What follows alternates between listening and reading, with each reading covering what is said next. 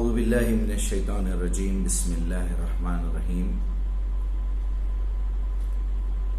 جیسا کہ بھائی آپ نے ایک سوال کیا ہے کہ یہ احادیث جو لکھی گئی ہیں وہ کب سے شروع ہوئی تھی، تو جتنی میری اپنی تحقیق ہے، جتنا میرا اس سلسلے میں علم ہے، اس کی بنیاد پہ میں آپ کو اس کا جواب دینے کی کوشش کروں گا پوری ذمہ داری کے ساتھ کہ آپ صلی اللہ علیہ وسلم کے اس دنیا سے رخصت ہونے کے بعد لگ بھگ 80 سے 90 سال کے درمیان تک یہ سلسلہ جو ہے زبانی اور تواتر کے ساتھ چلتا رہا۔ اس کے بعد سے لوگوں کو یہ خیال ہوا کہ لوگ جو ہے وہ کہیں ایسا تو نہیں ہے کہ آپ صلی اللہ علیہ وسلم کی باتوں کو سن کے سمجھ کے سمجھانے میں کوئی غلطی نہ کر دیں، اور اس میں اگر کچھ جھوٹے لوگ اگر شامل ہو جائیں تو وہ بات کہیں سے کہیں نہ ہو جائے۔ تو کچھ ذمہ دار لوگوں نے یہ سوچا کہ کیوں نہ اس کو لکھ لیا جائے۔ تو یہ جو لکھنے کا سلسلہ شروع ہوا ہے، لگ بھگ اگر اس کو زیادہ سے زیادہ کیلکولیٹ کیا جائے تو 83 ایئرس کے بعد سے ہم کو یہ تاریخ ملتی ہے کہ یہ احادیث کا سلسلہ شروع ہوا ہے، اور یہ سلسلہ ختم بھی ہو گیا ہے۔ کب ختم ہوا؟ لگ بھگ 250 ہجری میں۔ آپ جیسا دیکھ لیجئے کہ امام بخاری، مسلم اور دوسرے، اس میں جہاں تک ہم کو یہ تاریخ ملتی ہے، امام احمد بن حنبلی جسے کہتے ہیں آپ، وہ سب سے شروع کے لوگوں میں ہیں، اور امام مالک جو ہیں وہ یہ بھی ابتدائی اماموں میں سے ہیں۔ انہوں نے جو ہے احادیث کا کلیکشن کیا ہے۔ اب میں آپ کو اس سوال کا ایک مختصراً ایک ایسا جواب دینا چاہتا ہوں، سمجھانا چاہتا ہوں، تاکہ ہمارے دوسرے بھائی بھی اس بات کو سمجھ جائیں کہ آخر کار حدیث ہے کیا چیز۔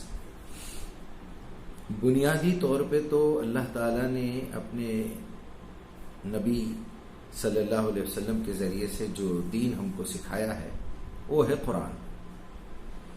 اب قرآن کی کچھ آیتیں تو ایسی ہیں جو کفار بھی سمجھتے تھے، مشرکین بھی سمجھتے تھے، عام مسلمان بھی سمجھتے تھے، پڑھے لکھے مسلمان بھی سمجھتے تھے، جو انتہائی سادہ سیدھی باتیں ہیں۔ کچھ سوال کیے جا رہے ہیں مخالفین کی طرف سے، اس کا جواب اللہ دے رہا ہے۔ کچھ صحابہ خود اللہ کے نبی سے سوال کر رہے ہیں، آپ صلی اللہ علیہ وسلم کہہ رہے ہیں صبر کرو، اللہ کے پاس سے آنے کا انتظار کرو۔ تو جب آپ قرآن کا مطالعہ کریں گے تو قرآن کا ایک الگ حصہ آپ کو نکال کے آپ الگ کر لیں گے کہ بھئی یہ ایسے سمپل لاجیکل باتیں ہیں جو سب کی سمجھ میں آنے والی ہیں۔ کچھ مسائل ایسے رہ گئے ہیں جس کو سمجھنے میں خود صحابہ اکرام کو تھوڑا سا تکلف ہوا، تو آپ لوگوں نے سوال کر لیا کہ یا رسول اللہ یہ کس طرح ہے، یہ کس طرح ہے، ہم اس کو کس طرح سمجھیں؟ تو آپ صلی اللہ علیہ وسلم نے اس کو اپنے آسان الفاظ میں سمجھا کے بھی بتا دیا، دکھا دیا۔ تو اصل جو مدعا ہے بات کا وہ یہ اچھی طرح سمجھ لیجئے کہ اللہ کے نبی صلی اللہ علیہ وسلم نے کہ ہم جس ہستی کی بات کر رہے ہیں وہ کوئی معمولی ہستی نہیں ہے، بلکہ بعدس خدا بزرگ تو یہ قصہ مختصر، پوری کی پوری قرآن جو ہے وہ آپ صلی اللہ علیہ وسلم کی زبان سے ہی ہم کو ملی ہے، تواتر کے ساتھ، سلسلے کے ساتھ، ٹرانسفر کے ساتھ، تبلیغ کے ساتھ، ایک دوسرے سے کنوے ہوتے ہوئے، بلاغ کے ساتھ۔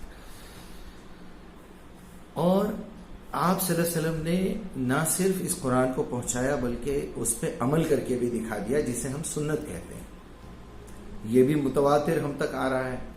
کوئی شخص آپ ایسے بتا دیجئے مجھے کہ جو پورے احادیث کو چھان پٹک کر کے پوری حدیث کی کتاب کو پڑھ کے نماز پڑھ رہا ہو، وہ اسی طرح نماز پڑھے گا جس طرح اس کے ابو نے سکھائی ہے، اس کے باپ نے سکھائی ہے، اس کے استاد نے سکھائی ہے۔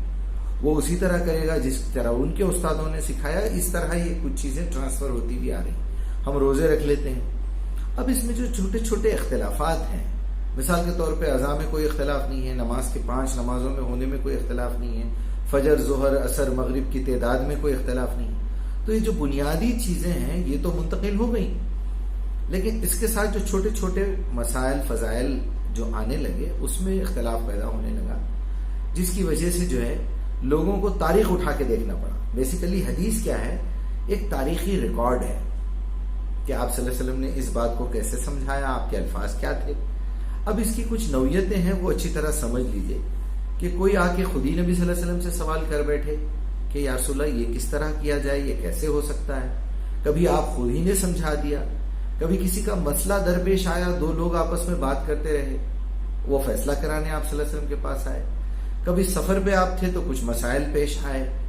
تو یہ اس طرح ہر بات کو ایک ہی لائن میں رکھ کے دیکھنا یہ عقل مند لوگوں کی نشانی نہیں ہے، اور ہر سنت کو سنت سمجھنا اور فرض سے اس کو آگے لے کے چلے جانا، فرض کی اہمیتوں کو چھوڑ دینا، سنتوں پہ زیادہ دھیان دینا، اور جو ہے واقعات کی طرف اتنا الجھ جانا اور اتنی شدت پسندی اختیار کر لینا کہ آپ ایمان سے خارج ہو جا رہے ہیں، آپ جو ہے اللہ کے نبی صلی اللہ علیہ وسلم پہ جھوٹ باندھ لے رہے ہیں، اور آپ جو ہے قرآن کی آیتوں کا جو ہے ایسا اس کا بدتمیزی سے استعمال کیا جا رہا ہے کہ آپ کو پتہ ہی نہیں ہے یہ چیز قرآن میں ہے یا نہیں ہے۔ ایک معمولی سی بات ہے، لوگ اٹھا کے بول دیتے ہیں یہ تو ایسا تو قرآن میں بھی لکھا ہوا ہے۔ تو کہاں لکھا ہوا ہے بھائی؟ تو آپ بتا نہیں سکیں گے پھر۔ جبکہ معاملہ یہ ہے کہ اگر ہم کو واقعتاً اللہ کی فرمانبرداری کرنا ہے، اللہ کی عبادت کرنا ہے، تو سب سے پہلے اللہ کی کتاب کو پڑھنا ہوگا۔ اللہ کی کتاب کو پڑھنے کے لیے کچھ شرائط ہیں۔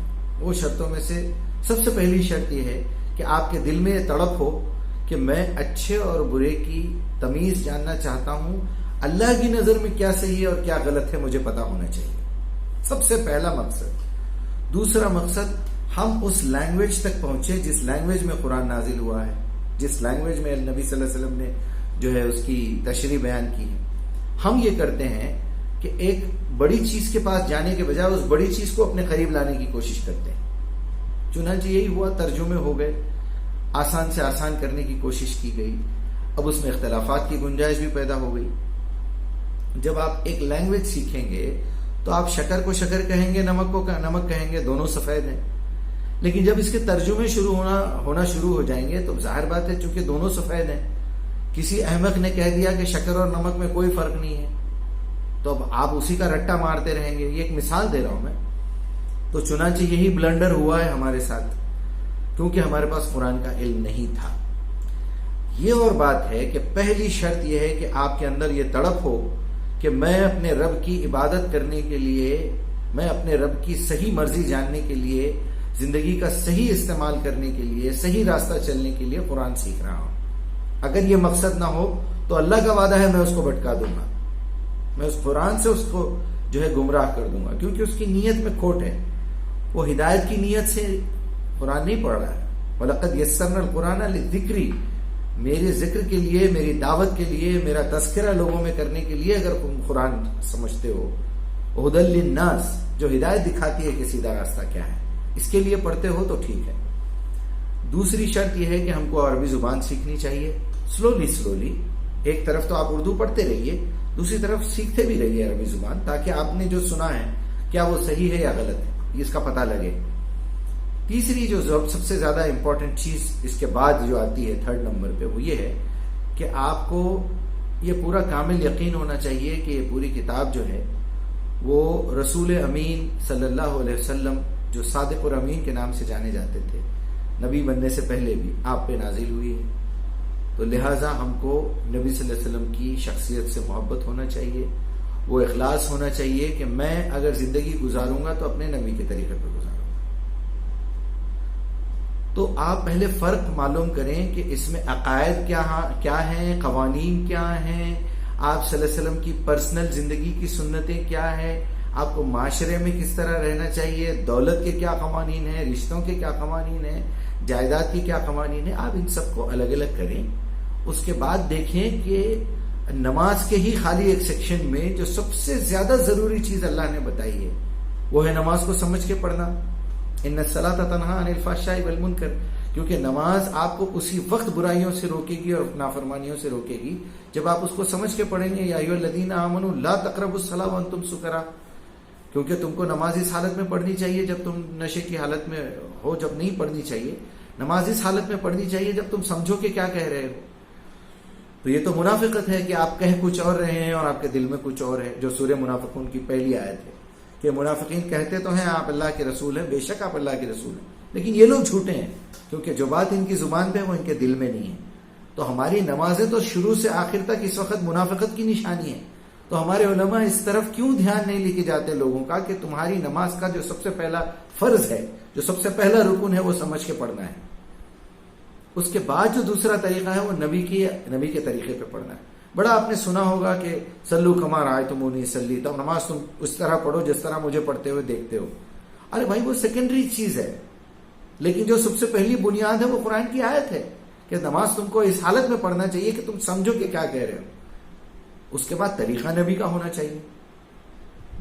اس کے بعد آپ کو مقصد کا دھیان رکھنا ہے کہ جس مقصد کے لیے میں نماز پڑھ رہا ہوں وہ اصل تو ہدایت ہے، وہ ہدایت تو مجھے مل نہیں رہی ہے۔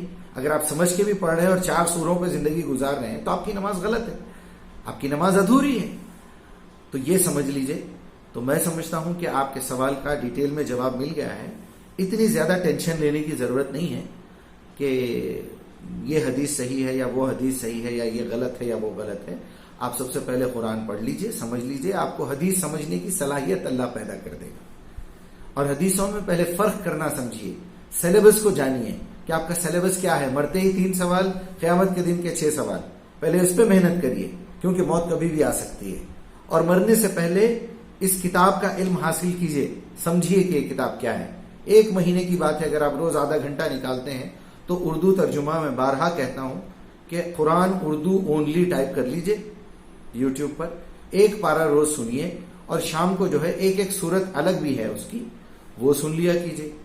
تو اس طرح آپ کا مہینے میں 2 قرآن مکمل ہو جائیں گے۔ اب رمضان کا مہینہ آ رہا ہے، میری سب سے گزارش ہے کہ 1 پارہ سنیے، 1 نہیں 2 نہیں 3 بار سنیے۔ ہر نماز کے بعد آدھا گھنٹہ بیٹھنے میں کیا ہے، سنت نوافل چھوڑ دیجئے، کیونکہ سب سے پہلے ضروری ہے آپ کو قرآن سمجھنا۔ آپ فرض نماز پڑھیے، اس کے بعد جس فرض نماز کی جو سب سے بڑی فرضیت ہے وہ قرآن کو سمجھنا، وہ کام پہلے کیجئے۔ اگر آپ کے پاس اس کے بعد وقت بچتا ہے تو سنتیں بھی پڑھیے، کیونکہ ہماری سنتیں ہمارے نوافل جہالوں کی ہیں، منافقت کی سنتیں ہیں، منافقت کی جہالت کی نوافل ہیں جس کے بارے میں ہم کچھ سمجھتے نہیں۔ اور انتہائی بڑے منافق ہیں وہ لوگ جو نماز کے لیے ٹھہرتے ہیں، یہ وعدہ کرتے ہیں کہ ہم نے اپنی پوری توجہ اس ذات کی طرف کر لی ہے جس نے آسمان اور زمین کو پیدا کیا ہے، اور ہم ان لوگوں میں سے نہیں ہیں جو اللہ کے ساتھ شریک کرتے ہیں، کسی کو شرک کرتے ہیں۔ یہ کہہ کے بھی جو ہے آپ کے خیال دوسری طرف بھٹکتے ہیں۔ یہ شرک نہیں تو اور کیا ہے؟ یہ اللہ کے سامنے ٹھہرے رہ کے کسی اور کے بارے میں سوچنا، یہ تو آپ خود بیٹھے بیٹھے ایک محفل میں بول سکتے ہیں۔ ایک کلاس کی ٹیچر کہہ سکتی ہے کہ you are physically present mentally absent. آپ کسی کو بولتے ہیں کہ جناب آپ میرے ساتھ گفتگو کرنے بیٹھے ہیں اور موبائل میں کھیل رہے ہیں، کہ آپ میرے سامنے تو میرے بیٹھے ہیں اور آپ کا ذہن کہیں اور ہے، میسیجز دیکھ رہے ہیں، میسیجز کر رہے ہیں اور محفل میں بیٹھے ہوئے ہیں۔ تو یہ نالائقی ہم لوگوں کی نمازوں میں بھی ہے۔ تو سب سے پہلے قرآن کو سمجھ کے پڑھیے۔ اس سلسلے میں آپ ایک پوری سیاہ سکتہ خرید کے لا لیجئے، مشکات شریف لا لیجئے، لا کے کہ کس قرآن کے تحت آپ صلی اللہ علیہ وسلم نے کیا سبجیکٹ بنایا ہے۔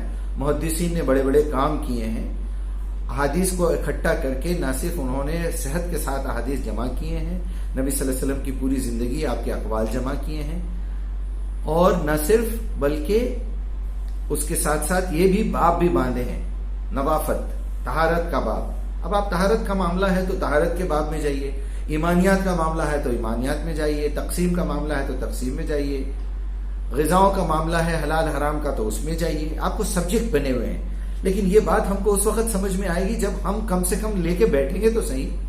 بتائیے ہم لوگوں میں سے کتنے ایسے لوگ ہیں جو مولوی جا کے ایک معمولی مدرسے میں پڑھتے ہیں، ان کو بھی آخری میں ایک دور کروایا جاتا ہے بخاری مسلم کا، سرسری طور پہ پڑھا دیا جاتا ہے۔ یہ اس طرح نہیں ہوگا۔ نبی صلی اللہ علیہ وسلم کی زندگی ایک مجموعہ ہے علم کا، ایک مجمع ہے، ایک سینٹر ہے، ایک ایکسچینج ہے۔ وہیں سے آپ کو قرآن ملے گا، وہیں سے حدیث ملے گی، وہیں سے سنت ملے گی، وہیں سے تاریخ ملے گی، وہیں سے تواتر ملے گا، وہیں سے ایمان پیدا ہوگا، وہیں سے قیامت کا آپ کو احساس ہوگا، وہیں سے موت کا پتہ چلے گا، وہیں سے زندگی کا پتہ چلے گا۔ آخری میں ایک بات کر کے میں اپنی بات کو ختم کرتا ہوں کہ دعا کرنا مت بھولیے۔ اپنا کام کرنے کے بعد اللہ سے دعا کیجئے کہ یا اللہ ہم نے جو کچھ بھی کہا ہے، سنا ہے، پڑھا ہے، اس کا صحیح مطلب ہمارے دلوں میں، دماغ میں بٹھا دیجئے۔ جو